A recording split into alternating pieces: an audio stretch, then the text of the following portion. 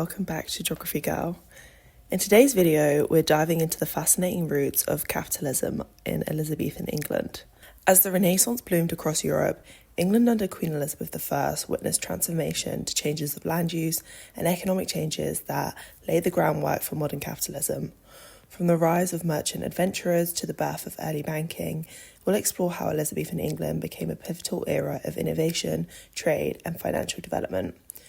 We'll look at the earliest policies of social security and how changes to land law pushed people into the cities and how we began to value individual economic achievements. It's a fascinating look, and let's dive in. The first place to look is agricultural transformation. The relationship between the common person and land is one of the earliest signals of the development of modern capitalism.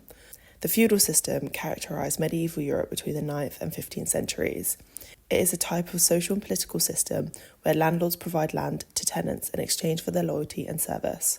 When we think of capitalism, we tend to imagine urban industry, but really it had its roots in the rural, through a slow series of agricultural reforms that began to catalyse the generation of profit. One of the most significant influences that we see in the Elizabethan era was the practice of enclosure, which began in the medieval period but accelerated during Elizabeth's reign. Enclosure was a process that ended the traditional rights on the common land, restricting the use of land to the owner. In medieval England, common land was collectively owned and could be used by the commoner for their livestock to graze and to collect firewood. Enclosure led to commoners leaving rural areas in their droves and led to a lot of resistance from locals, including rioting in times of dearth. More than half of England's counties witnessed anti-enclosure riots between 1640 and 1644, with commoners attacking gentry and sabotaging land.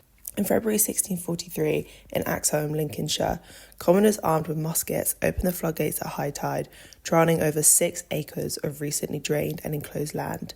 Armed guards then held the position for 10 weeks, threatening to shoot anyone who attempted to let out the water. The practice of enclosure did, however, accelerate the agricultural revolution. Farmers now had the freedom to adopt better farming practices, increasing their crop yields and livestock outputs, which could then be sold on for a profit. The changes to the agricultural industry accelerated urbanisation, which grew by 350% between 16 and 1800. In Elizabethan England, we're dealing with a lot of connecting factors: the collapse of the cloth trade, a rising population, inflation, wars, bad harvests, and enclosure. There was an increase in unemployment, an increase in beggars wandering around the countryside. This was deeply concerning for the Elizabethan government, who saw this as a super spreader of disease and crime. They were worried that vagabonds might gang together to disrupt the social order. Poverty was mostly considered to be your own fault and responsibility in Elizabethan times. In 1572, the Vagabonds Act introduced severe action against vagrants and beggars, who could now be whipped, bored through the ear, and put to death if they were repeatedly caught begging. From 1601, we start to see early manifestations of social security. The Poor Law Act protected the deserving poor from the vulnerabilities of food shortage,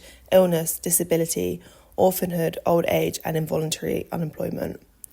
The Poor Laws were a series of laws that by 1601 saw a compulsory nationwide tax to support the poor, refusal to contribute was punishable by law, and almshouses, which were charities, were set up to house the poorest in society. It seemed like a success, with one quote describing it as seemingly freeing the England from famine mortality over 150 years earlier than elsewhere in Europe.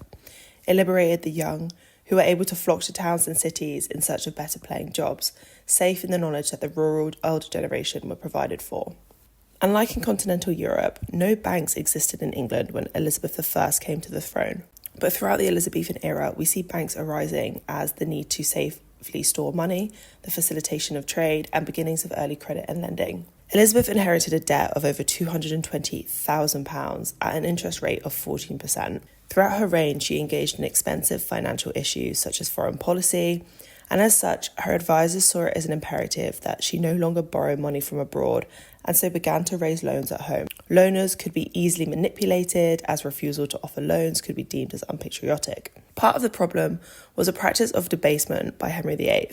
He raised money by mixing metals when minting new coins and circulating them with the same value. This raised him an incredible amount of money, funding his military ventures overseas, but in the long term led to a mistrust in the value of the English coin. In 1560, the crown withdrew, melted down, and replaced debased coins with a newly minted Elizabethan coin. This not only generated $50,000 in profit for the crown, but restored trust and respect in the government and English currency. Mercantilism. We can trace back modern capitalism to elements of mercantilism, which was in the early modern period between the 16th and 18th centuries. England began a large-scale approach to mercantilism during Elizabeth's era. An early statement on the national balance of trade describes it well. We must take heed that we buy no more from strangers that we sell from them, for so we should impoverish ourselves and enrich them. Mercantilism was an economic system that spanned the 16th and 18th century and was based on the principle that wealth was static and limited because precious metals are rare. Governments needed to regulate their trade to build their wealth and national power,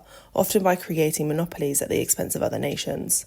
Acts like the Navigation Act forbade foreign vessels from trading along the British coast and required that colonial exports pass through British control first before being distributed throughout Europe.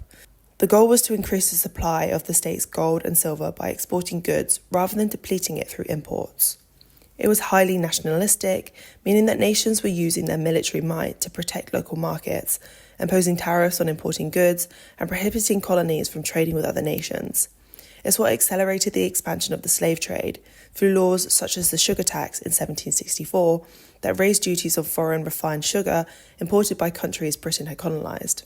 By increasing taxation, British sugar growers in the West Indies would get a monopoly. This was replaced by free trade economic theory in the mid-18th century. The Elizabethan era saw a significant expansion in colonial and commercial expansion. We're seeing the establishment of overseas trade routes and the growth of maritime exploration, opening up new markets, sourcing new raw materials, resources, and people to exploit. We see the formation of joint stock companies such as the East India Trading Companies, facilitating trade ventures on a global scale and the accumulation of capital. The Elizabethan era is characterised by colonial expansion, which in some ways was a precursor to the globalisation we see today. In the 1580s, France, Spain and Portugal dominated North and South America. These were areas that were rich in silver, gold, copper and spices, which were all being sent back to Spain. These three countries were prospering and England was being left in the dust.